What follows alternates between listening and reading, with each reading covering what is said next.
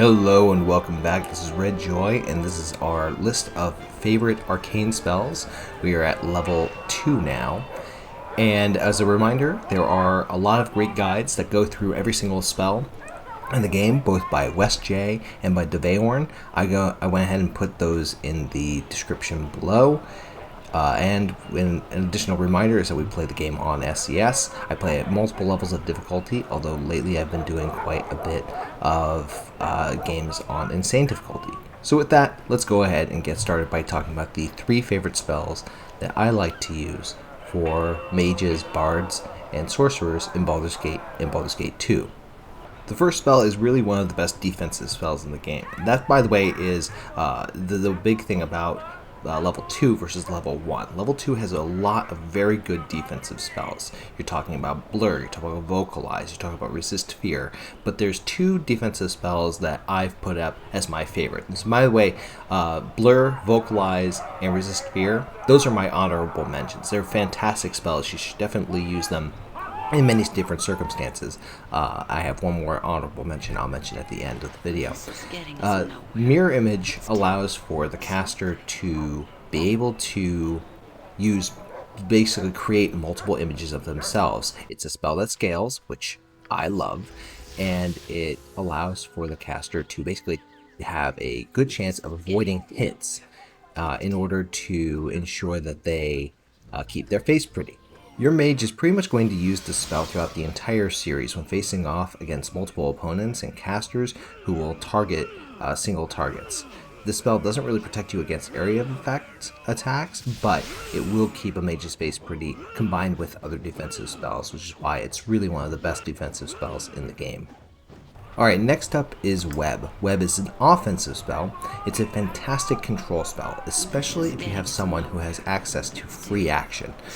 Basically, you get an AoE chance to hold everyone with a major save penalty. I like to use this as a sequencer, have 2 of these locked up, and then just toss 2 out at the same time, and that will basically prevent any enemies to get the chance to attack you. So the last spell I want to take a look at is Invisibility. Invisibility is a fantastic defense spell. It's also a great utility spell that you can use at a bunch of different levels. Invisibility will do exactly as you would expect it to do. It lets your character go invisible. It also can be cast on other people too. So you can use it on a thief that's maybe not particularly great at hiding shadows. A question taking that thief with you. But regardless, you can use it as a defensive spell to ensure that your opponents can't see you and to escape from combat, or to get a nice hit off on an opponent, because you get a nice bonus to hit if you're attacking from invisibility. You can also use it as a utility spell to basically just get around the game without being challenged, without being attacked, without being harmed.